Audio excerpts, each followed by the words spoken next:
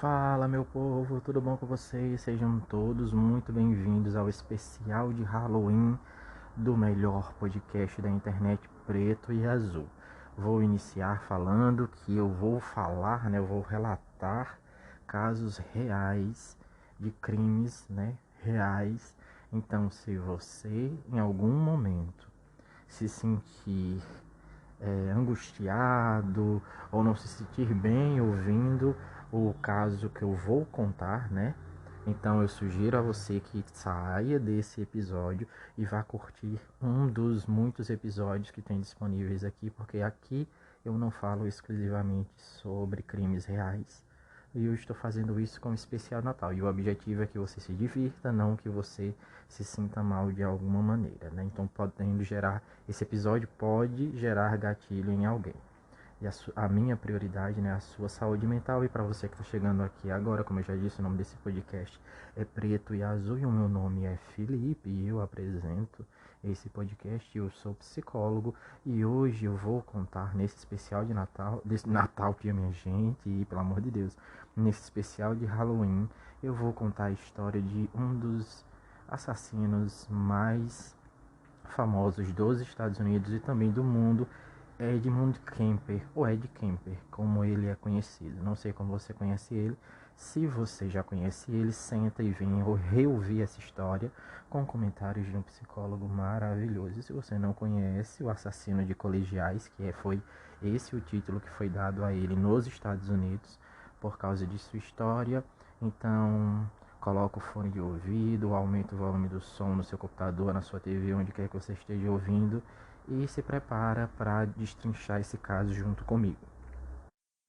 Ed Kemper, ou Edmund Kemper, não importa, como você conheça ele, o assassino de colegiais. Ele foi um assassino psicopata que incorpora a maioria dos traços descritos no pioneiro artigo do FBI sobre homicídios em série e que de fato serviu como uma das fontes de entrevista para essa famosa estruturação, do que é ser um psicopata na visão de alguns pesquisadores dos Estados Unidos.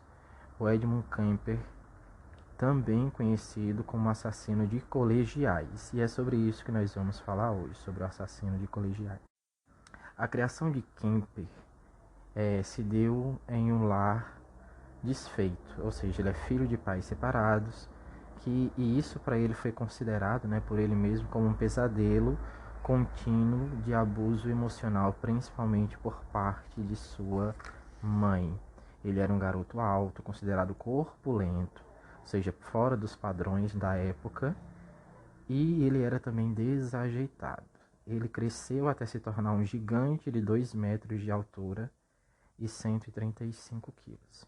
Então aí a gente já começa e já pode iniciar fazendo algumas considerações, do ponto de vista psicológico. Então, e mais é importante frisar que a minha opinião, ou esse episódio, não tem em nenhum momento o objetivo de passar um pano para as monstruosidades realizadas por ele. Ele é um assassino, obviamente, ele é um monstro, obviamente, e eu reconheço isso, mas eu vou fazer aqui análises psicológicas sobre o caso, já que eu sou um psicólogo, mas eu não estou aqui passando pano para absolutamente ninguém. Então a gente começa comentando o fato dele ser um garoto que cresceu em um lar desfeito, com uma mãe extremamente abusiva, que a gente vai ver no decorrer dos relatos. Uma mãe que punia ele, principalmente pelo fato dele lembrar muito do ex-marido, do marido que a abandonou, segundo ela, e ela volta toda a sua raiva, toda a sua revolta relacionado ao abandono do marido para ele, E aí, somado ao fato dele ser muito alto ainda na adolescência, então ainda na adolescência ele já atingiu 2 metros de altura, o que é muito para basicamente toda a população mundial, Ninguém considera uma pessoa de 2 metros de altura normal. Não existe essa sociedade, pelo menos eu desconheço, que considere isso normal. E também ele era um garoto gordinho, O que significa corpulento? É um garoto gordinho, considerado fora dos padrões. Então ele tinha ali uma série de fatores que propiciava, garantia com que ele fosse alvo de coisas ruins, bullying, principalmente fora ou dentro, na verdade, da casa dele, né, relacionado à mãe. E aí junto de uma mãe abusiva e de um lar desfeito que tem aí quase que uma bomba relógio. E aí, continuando, ele, obviamente, por causa de toda a situação, ele era alvo principalmente de abuso psicológico por parte de sua mãe, que vivia depreciando ele, principalmente sua aparência, e dizendo que ele tinha um jeito esquisito, né? Vamos ver como a gente já percebe como essa mãe é amorosa, não é mesmo? Ele cresceu nessa atmosfera tóxica de rejeição e humilhação, que foi frequente durante todo o tempo em que ele passou com ela, né? E por causa disso ele desenvolveu é, um forte sentimento de inferioridade. E aí é interessante a gente falar sobre esse sentimento de inferioridade. Existe, né, uma diferença entre o sentimento de inferioridade e o sentimento de superioridade. Ed Kemper, de certa forma, ele se encaixa ali no sentimento de inferioridade e também no de superioridade, porque, segundo alguns teóricos da psicologia, segundo a linha de pensamento de alguns psicólogos, que acreditam que pessoas que têm esse tipo de sentimento, esse transtorno, vamos dizer assim, de inferioridade, esse sentimento de inferioridade, tendem a buscar formas de superar essa inferioridade, principalmente através do poder, que é uma das coisas que ele fez, né? Dominando outras pessoas e decidindo quem viveria e quem morreria, a forma como isso acontecia, né? E existe sim uma relação, é possível dizer que existe uma relação direta com esse sentimento de inferioridade, mas também está atrelado a esse sentimento de superioridade, em que ele era superior a todas as pessoas, inclusive as pessoas que ele matou, pois era ele quem decidia quem iria ser morto, como iria ser morto e onde iria ser morto e o que ele faria com o corpo dessas pessoas.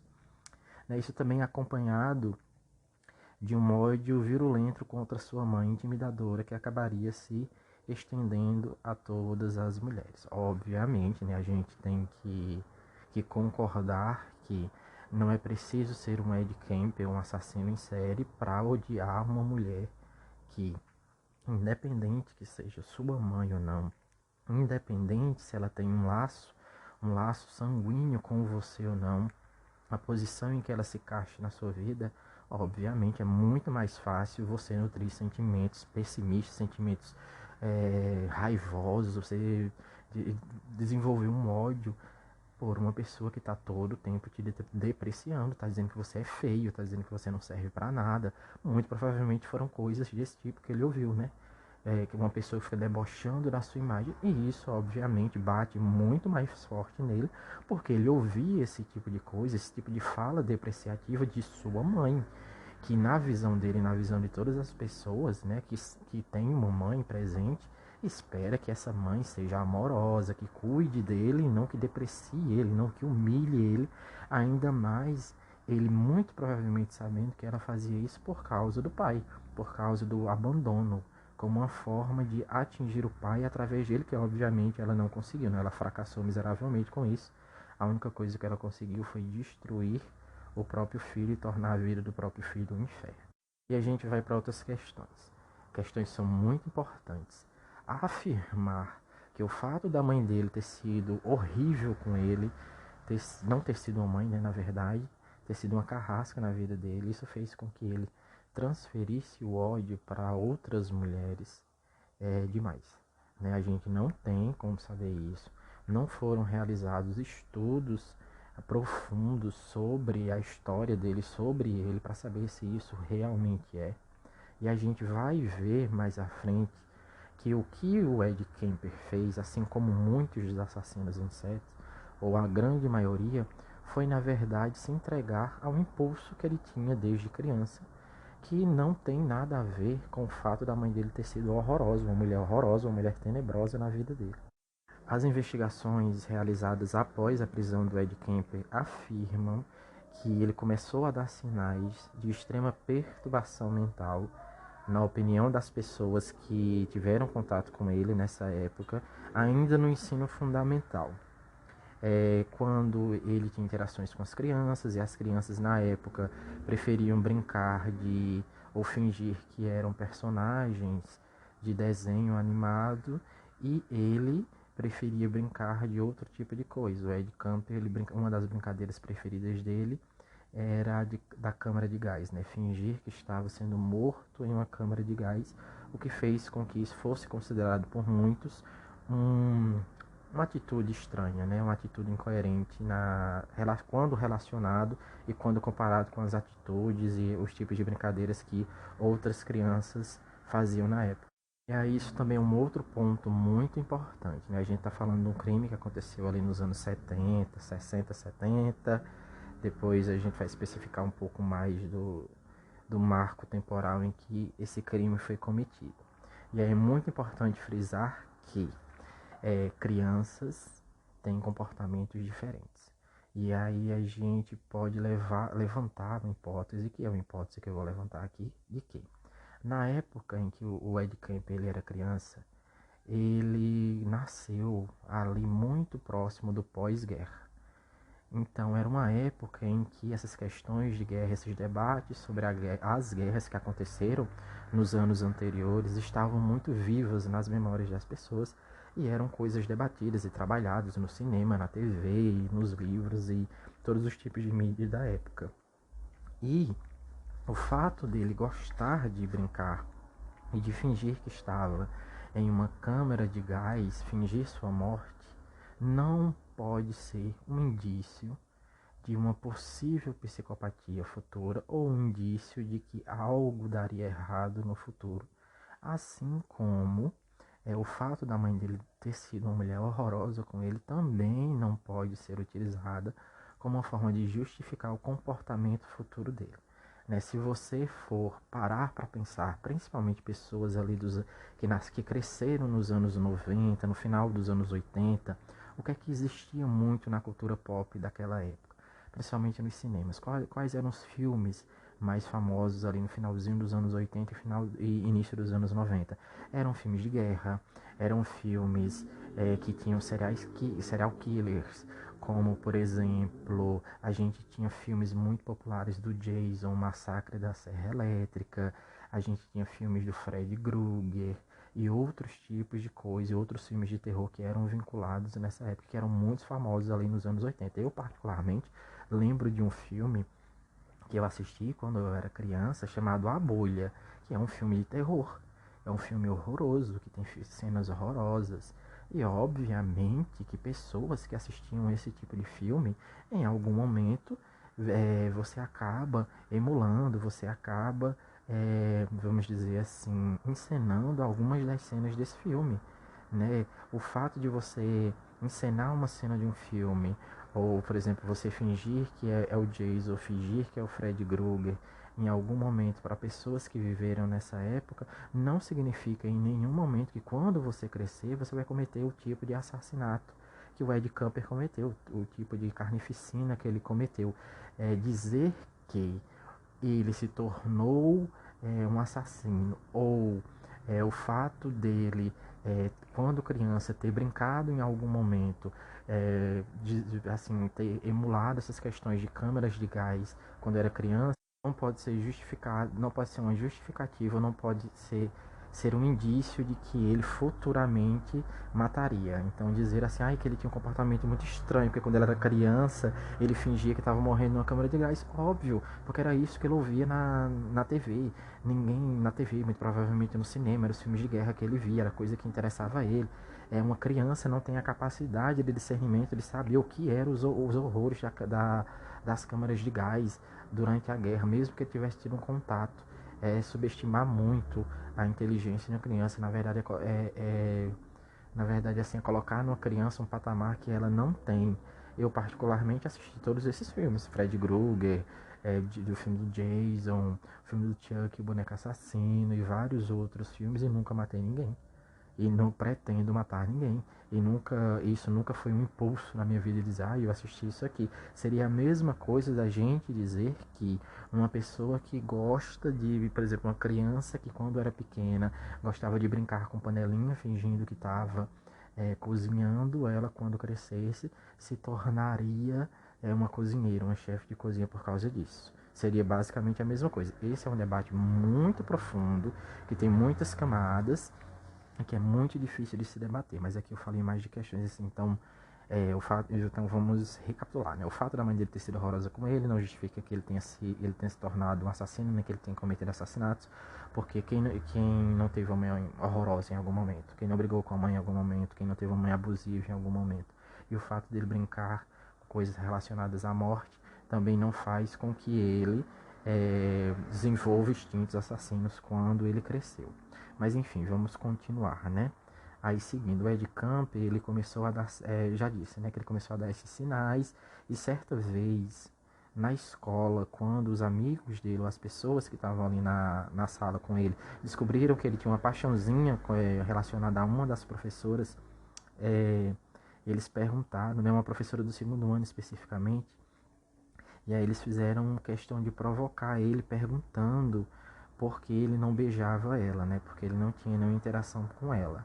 Aí existe ali um abre aspas, né? Que ele mesmo comentou depois que foi preso, que para beijá-la teria que matá-la primeiro. Uma primeira expressão da sua convicção cada vez mais forte de que só não seria rejeitado por uma mulher se ele estivesse morto. Aí a gente entra em umas questões. Caso você não tenha entendido, quando perguntaram a ele, se você gosta muito dela, por que você não vai lá e beija a professora? E aí ele responde, para beijá-la, teria que matá-la primeiro. Mas o que isso significa? Isso não, assim, tem uma relação direta com a forma como ele se via.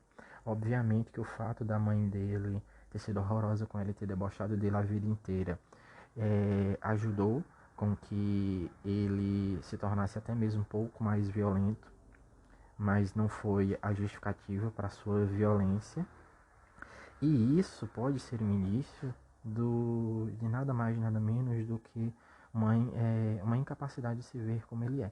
Se você prestar atenção, uma pessoa for procurar fotos de Ed Kemper quando ele era jovem, é impossível alguém dizer que o Ed Kemper era uma pessoa feia, principalmente quando ele era jovem. Ele era um rapaz extremamente atraente, e isso você pode ver colocando fotos dele na internet, no Google. Ele não era em nenhum momento uma pessoa considerada muito feia. Ele era obviamente fora dos padrões, ele era muito alto e as pessoas usavam mais disso para atacar ele do que qualquer outra coisa. E aí entra essas questões de autoestima, de autoimagem, de resiliência, que são muito fortes, que obviamente ele não tinha. Ele tinha uma autoestima prejudicada, que ele teve a ajuda da mãe para ter essa autoestima prejudicada, obviamente. Ele tinha uma autoimagem prejudicada e, obviamente, ele tinha um autoconceito prejudicado, o que não justifica, mais uma vez, os crimes que ele cometeu, né? Porque, na verdade, o que ele fez foi, mais uma vez, sucumbir aos seus desejos, né? Mas isso, com certeza, ajudou. E aí vamos a outras questões muito problemáticas relacionadas à história do Ed Kemper, que levanta aquela velha hipótese de que ele obviamente não teve o tratamento devido, principalmente a sua história não teve o tratamento devido, pois são feitas uma série de acusações, são levantadas uma série de hipóteses assim que não tem lógica nenhuma. Uma das hipóteses é o fato de Ed Kemper gostar de desarticular as bonecas das irmãs dele, isso seria um dos indícios dessa psicopatia dele, de que ele se tornaria no futuro um serial killer, o que é de uma imbecilidade sem tamanho. Se você oferecer uma boneca para uma criança, dependendo da idade dela, uma das primeiras coisas que essa criança vai fazer, independente se ela é um menino ou uma menina, é arrancar um braço da boneca, uma cabeça da boneca, uma perna da boneca. Né? Isso é uma coisa normal, todas as crianças fazem isso ou fizeram isso em algum momento, mesmo que você não se recorde. Então dizer que o fato dele desmembrar bonecas, como eles falam, né, desmembrar as bonecas, seria um dos indícios de uma psicopatia dele, seria um dos indícios do sadismo dele, é imbecilidade. Isso não existe. É a mesma coisa de você, se você virar agora para o seu, se você tiver um irmão, um primo, um vizinho, e você vê ele arrancando a cabeça de uma boneca, você vai achar que isso é por causa disso, quando ele crescer ele vai arrancar a cabeça de uma mulher. Isso é de uma imbecilidade sem tamanho, mas é a imagem que eles venderam, obviamente, dele, porque o Ed Kemper, ele não é apenas um produto, vamos dizer assim, um produto jurídico na história dele, virou uma história pop, né? Já tem vários filmes e séries dele, então a história dele é rentável. Enquanto maior for o sensacionalismo em cima da história dele, mais rentável é essa história. E obviamente que a imprensa e a mídia da época sabia disso, por isso que faz esse tipo de coisa. E aí a gente entra em outra questão que é problemática ao mesmo tempo que levanta questionamentos. Mais uma vez vamos relacionados à idade. Então eles falam, né, como eles falam, quando ele era pequeno ele desmembrava bonecas, mas eles não dizem a idade que ele tinha quando ele desmembrava essas bonecas. Então a gente pode supor que ele tinha desde 0 até 12 anos, vamos dizer assim. Eles também dizem que outros indícios fortes de sua psicopatia, de seu sadismo, era que ele começou a torturar animais domésticos. E aí a gente vem em mais um ponto. Qual a idade dele? Também em nenhum momento foi dito qual era a idade dele. Então eles jogam essa informação e essa informação é muito perigosa. Vamos, mais uma vez, vamos dizer que você tem um irmãozinho de 3 anos de idade e aí você chega em casa com um cachorrinho, um filhotinho de cachorro. Quando você aproxima esse filhotinho de cachorro do seu irmãozinho de 3 anos de idade, uma pessoa que não tem plena consciência de quem ele é, uma pessoa que não tem plena consciência da sua força, não sabe como lidar direitinho com os animais, em algum momento seu irmãozinho vai puxar uma orelha do cachorro, vai puxar o pé do cachorro, vai puxar o rabo do cachorro, vai pegar o cachorro de uma maneira que é considerada mais violenta. Isso é extremamente comum. E isso, obviamente, pode ser considerado uma tortura. Então, se você chega para uma visita e diz, o meu irmão, ele puxa a orelha do nosso cachorro. Você diz, nossa, que horror. Então, essa questão de tortura com os animais é muito complexa. Porque eu, particularmente, enquanto psicólogo, teria que saber em que idade foi isso. Quantos anos ele tinha quando ele praticou essa tortura. E quem é que está me dando essa informação? É a mãe extremamente abusiva dele? Que vê defeito nele em tudo, que diz que ele é feio, que ele é gordo, que ele é desajeitado? É um vizinho, é o pai, é a mãe, ou é a polícia que está dizendo que ele fazia isso? Então é muito complexo. Aí a gente chega em outras questões, que aí sim, essas outras questões são indícios de uma extrema violência, ainda não de uma psicopatia. Então, quando ele ainda era criança, ele decapitou, ou seja, ele cortou a cabeça do gato da família. Então a família tinha um gato, ele foi lá e cortou a cabeça. E isso sim é um indício de extrema violência, mas ainda não é um indício de psicopatia, porque é muito importante deixar claro de que não é possível afirmar que crianças são psicopatas, que crianças têm um transtorno de personalidade antissocial. O que é possível afirmar é que uma criança ela tem uma atitude extremamente violenta ou não. Nesse caso do Ed Kemper, mais uma vez a gente não sabe a idade dele. Né? Jogada essa informação de que ele cortou a cabeça do gato da família, beleza. Mas qual idade ele tinha? Mais uma vez a gente vem. E mais uma vez eu reafirmo.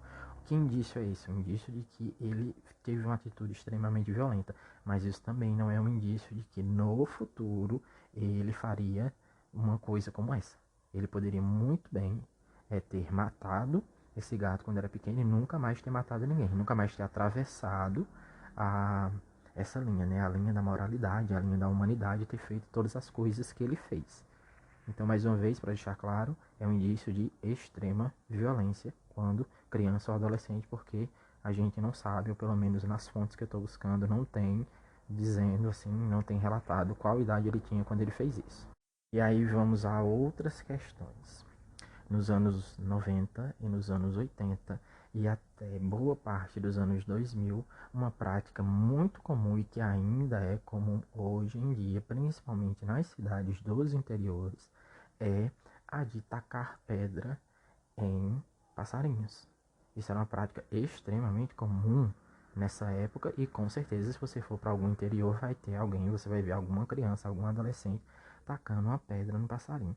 E aí você acha que quando um passarinho é atingido por uma pedra, ele não morre? Obviamente que ele morre. Mas é possível afirmar que todas as pessoas que já mataram um passarinho, quando jogaram uma pedra nele, independente da idade que tiveram ou tinham na época, se tornaram assassinos? Obviamente que não. Porque se todas as pessoas que um dia maltrataram um animal ou até mesmo mataram um animal, fossem se tornar assassinos em série, como o Ed Kemper se tornou, então 90% da população seria um assassino. Então é muito difícil, por isso que eu tenho muito cuidado em falar esse tipo de coisa. Porque eu não quero que ninguém saia daqui e olhe, ai, meu irmão jogou uma pedra num gato uma vez. Significa que ele é? Obviamente que não. Isso só significa que ele não tem uma noção 100% do que ele está fazendo, né?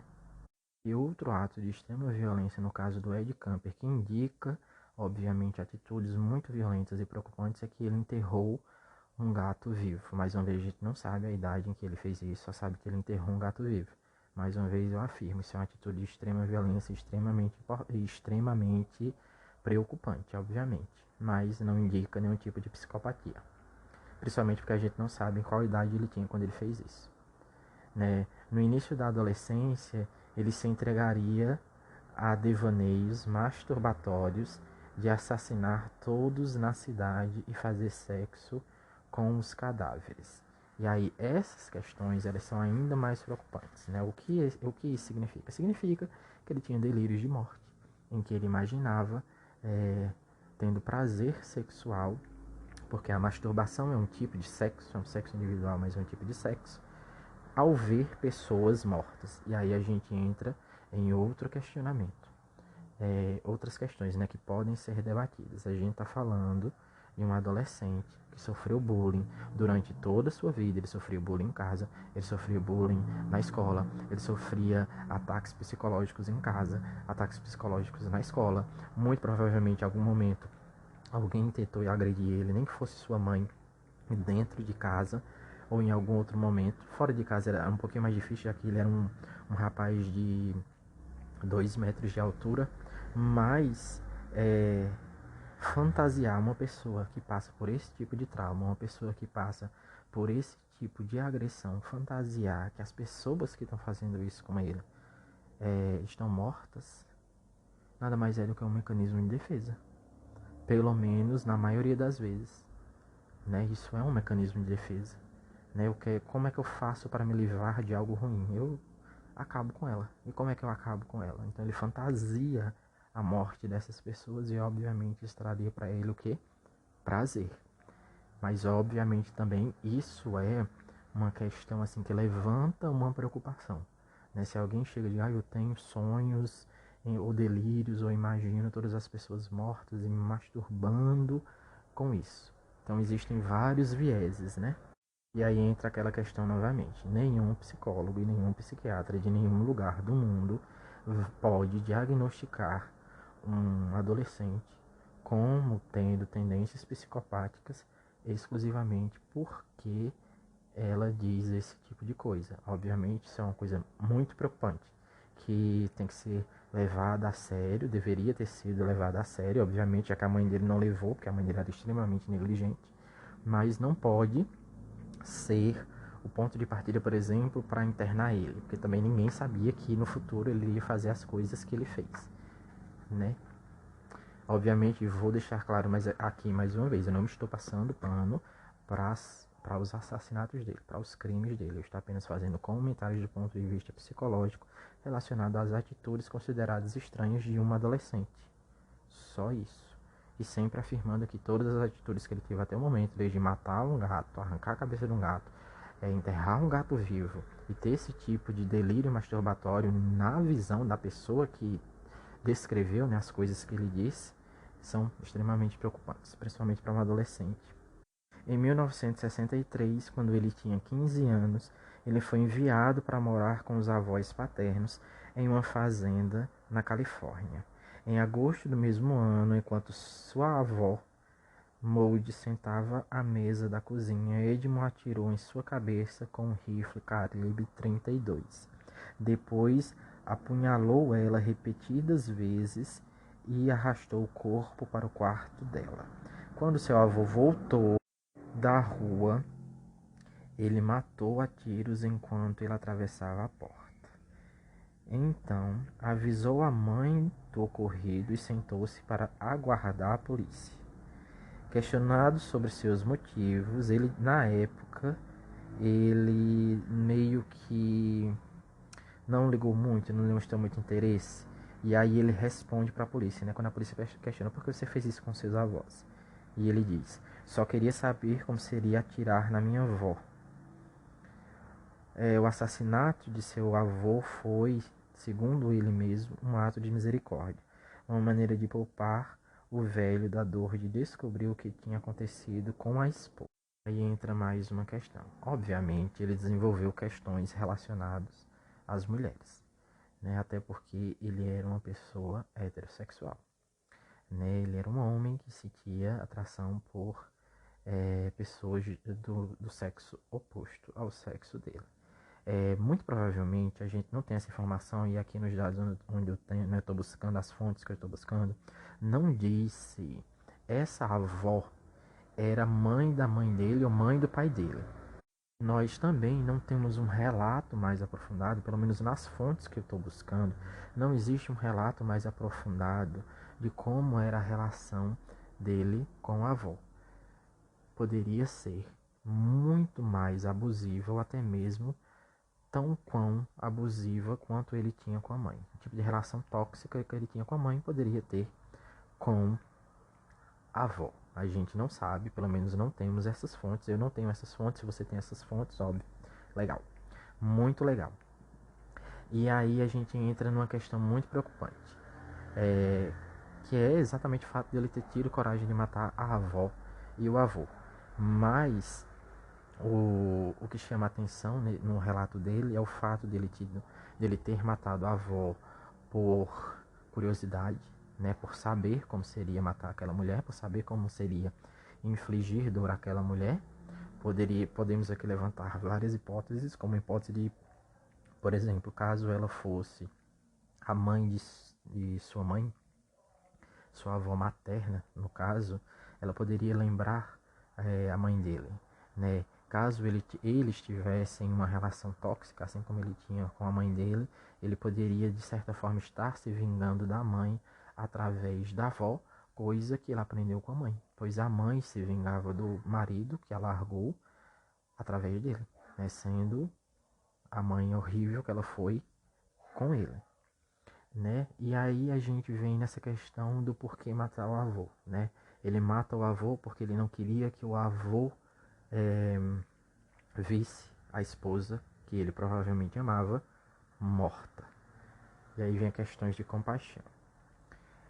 E é muito complicado, né? Essa análise desse fato específico daria pano assim para manga, para anos e anos e anos de debate. Muitas pessoas concordam que isso foi uma desculpa, que ele quis matar a avó e quis matar o avô. Outras pessoas podem dizer que na verdade ele amava tanto esse homem que não queria que ele sofresse, né? Porque o ódio dele tinha sido transferido para a avó de alguma maneira que a gente ainda não tem, né, acesso a essas informações do porquê que ele fez isso. E muito provavelmente aos 15 anos de idade ele já tinha sucumbido aos seus desejos e na verdade ao seu impulso de matar, né? Então ali ele já estava basicamente assim buscando uma forma de entender o que é matar, como é matar, o que é que sente naquele momento, né? E ele aprendeu naquele momento em que na verdade aquilo ali foi uma espécie de treinamento, né? Vamos dizer assim, pelo menos é assim que eu encaro, né? Ele tinha curiosidade como é matar, ele vai lá e mata, mas não como é matar um animal, porque ele já sabia como era matar um animal, mas sim como é matar uma pessoa. Ele cruzou obviamente a linha da moralidade, da humanidade, e a partir daí ele deu assim, agarrou as mãos da monstruosidade, né? E aí inicia-se a onda de terror dele. Depois do assassinato dos avós, ele é internado em um hospital psiquiátrico e ele é diagnosticado na época com uma esquizofrenia paranoide. A gente não sabe, isso foi aos 16 anos de idade. A gente não sabe como esse diagnóstico foi feito. Pode ser que esse diagnóstico esteja 100% certo, ou pode ser que esse diagnóstico esteja 100% errado, né? A gente não tem informações porque não sabemos quem aplicou, como aplicou e o que fez, né? O que levou em consideração. Sabemos também que o Ed Camper era um homem extremamente inteligente que conseguia manipular as pessoas muito facilmente. E aí levanta-se uma questão. ele era muito inteligente, conseguiu manipular todo mundo, ou ele, na verdade, foi examinado por pessoas que não tinham capacidade de diagnosticar ele, né, de fazer nenhum tipo de diagnóstico, o que é o que eu concordo, né? A minha linha de pensamento vai nessa área, assim, vai nesse caminho. Para mim, o que aconteceu foi, ele era um homem extremamente inteligente, extremamente manipulador, que sabia usar das palavras para conseguir aquilo que ele queria, principalmente passar para as pessoas uma passividade, em que ele não era um risco para ninguém. E ele acabou tendo a felicidade, na época, de cair nas mãos de profissionais não capacitados. Porque não é porque você tem um diploma de psicologia, ou de psiquiatria, ou de medicina, ou do que quer que seja, que você é capacitado teórico e tecnicamente para fazer um diagnóstico. Então, as pessoas também erram, né? E muito provavelmente foi isso que aconteceu. Eu não acredito que o Ed Kemper seja um esquizofrênico paranoico. Esse diagnóstico eu acredito que tenha sido errado e que as pessoas, obviamente, chegaram a esses diagnósticos baseados na morte dos avós. Se ele nunca tivesse matado os avós, muito provavelmente nunca teria sido internado em um hospital psiquiátrico e muito provavelmente jamais teria tido o diagnóstico de esquizofrenia paranoide. Eu não concordo. Se você concorda, maravilha. Tá tudo bem também. E aí levanta-se um questionamento. Você tem um adolescente que matou os avós, que passou anos na cadeia, né, lá no, sei lá, no hospital psiquiátrico, onde ele ficou internado. Depois ele é solto, porque ele tinha um maravilhoso comportamento, acharam que ele não era risco mais para ninguém, mesmo depois de ele ter assassinado os próprios avós. Ele ter sido diagnosticado como esquizofrênico paranoide, decidiram que ele não gerava risco para absolutamente ninguém. Ele é solto. Depois ele é reavaliado em 1972. Ele passa por uma reavaliação e nessa reavaliação eles chegam à conclusão de que a pessoa que foi diagnosticada como sendo esquizofrênico paranoide que a mesma pessoa que matou os avós anos antes não gera risco para ninguém. Não tem motivos para essa pessoa estar presa. Obviamente isso foi um erro. Como você diagnostica uma pessoa como sendo um esquizofrênico paranoide, extremamente violento, que matou os avós e depois diz que pode soltar ele, que está tudo bem porque ele não gera risco para absolutamente ninguém. Obviamente isso foi feito totalmente errado, né? E enviesado na época. E aí ele faz uma das suas primeiras vítimas depois de ser reavaliado e eles dizerem que ele não era um risco para ninguém, em que ele pega seu carro e vai para as montanhas de Santa Cruz. No interior do porta-malas estava a cabeça de uma menina de 15 anos que ele tinha matado, estuprado e esquartejado no dia anterior após oferecer carona para ela. E aí a gente vê as consequências de profissionais incapacitados. Obviamente, ele já ultrapassou, né, ultrapassando a linha da humanidade, continua realizando outras vítimas. A terceira vítima do reabilitado, entre muitas aspas, né, o Ed Kemper, foi uma garota chamada de Aiko Ku.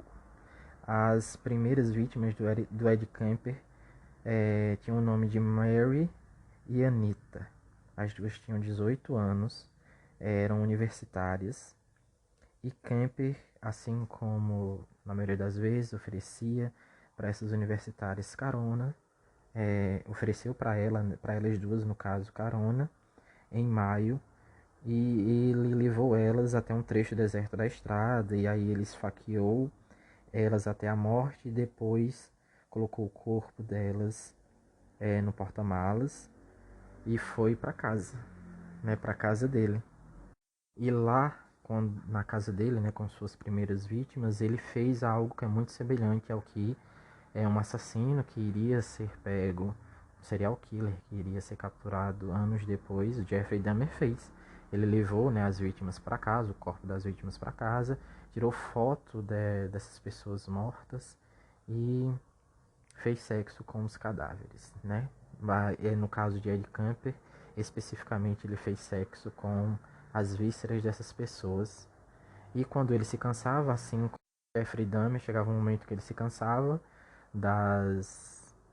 ali do corpo daquelas pessoas, ele achava que não tinha mais utilidade, e ele dava um jeito de se livrar do corpo dessas pessoas, né? Logo após, 6 outras jovens teriam o mesmo destino que as garotas que ele matou. Assim como Ed Kemper,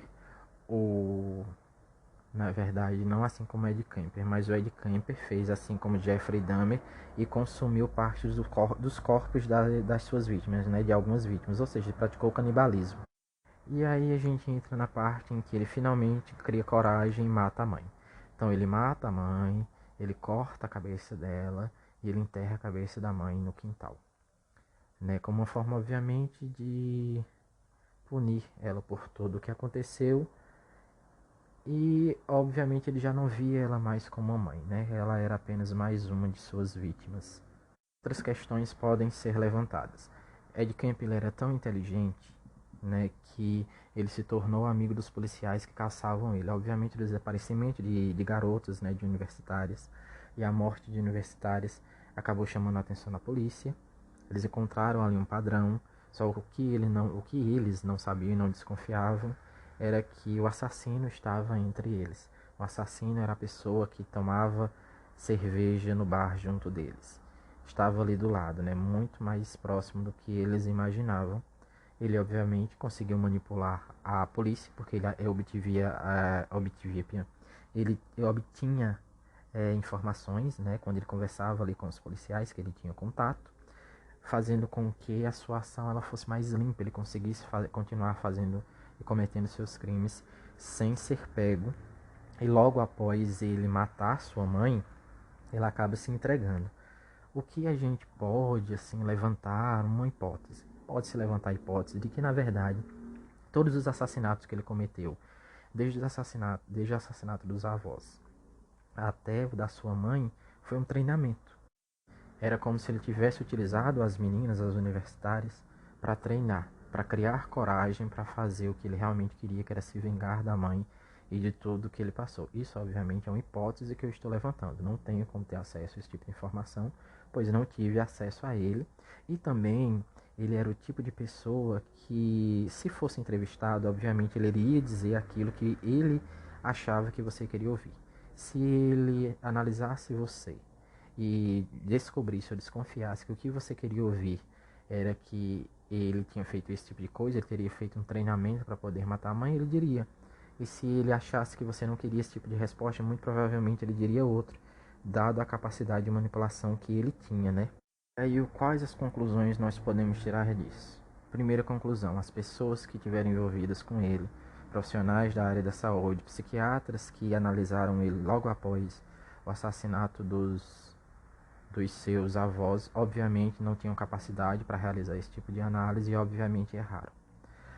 Ao diagnosticar ele como esquizofrênico, ele obviamente não era. Ele era apenas uma pessoa muito inteligente. E as pessoas que reavaliaram ele, que a gente não sabe quem é, também não tem esse tipo de informação, pelo menos nas fontes que eu estou buscando esses dados, também não tinha capacidade para realizar isso ao ponto de deixar que ele voltasse à sociedade. E logo após, sabendo que ele conseguia manipular todas essas pessoas, começou, na verdade, a praticar todos os crimes horrorosos que ele cometeu e se tornou o monstro que ele se tornou.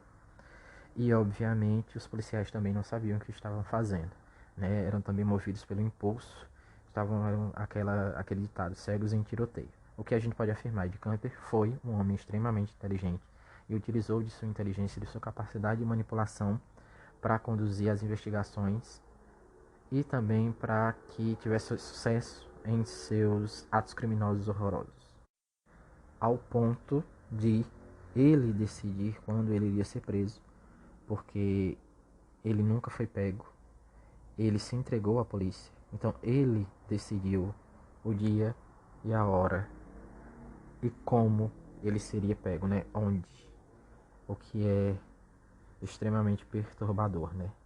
Mas demonstra a alta capacidade dele de manipular todas as situações e todas as pessoas, em que não só ele decidia quem iria morrer, como iria morrer, mas ele decidiu como ele iria ser pego.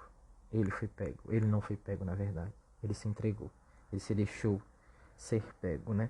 Como eu disse, ele é uma criatura de muitas camadas psicológicas e é impossível saber o que realmente é verdade e é mentira, né, relacionado aos aspectos psicológicos dele. A única coisa que eu posso afirmar realmente, pelo menos baseado no que eu sei, no que eu entendo, todos os diagnósticos relacionados a ele, transtornos mentais, foram errados. E isso, obviamente, facilitou a vida dele, principalmente a vida de crime dele. E mais uma vez, deixando claro de que esse episódio não tem como objetivo passar um pano para as monstruosidades que ele fez. Ele é um assassino, ele é um monstro, ele destruiu famílias, ele destruiu a ele mesmo. Ele destruiu a vida de muitos, né? E ele com certeza foi punido. E é isso. Se você gostou do episódio, não esquece de compartilhar com os amigos, classificar aqui o episódio com 5 estrelas e curtir todos os outros episódios que já tem disponível e também ficar de olho aqui no canal, na página, sei lá como fala, essa questão de podcast, porque vão vir outros debates psicológicos sobre outros crimes reais que aconteceram. Eu vou contar mais histórias e aproveite o especial de Halloween do ano de 2023, onde eu estou contando todas essas histórias para vocês e fazendo essas análises psicológicas básicas, obviamente. Então é isso, a gente se vê em um próximo episódio. Valeu, falou!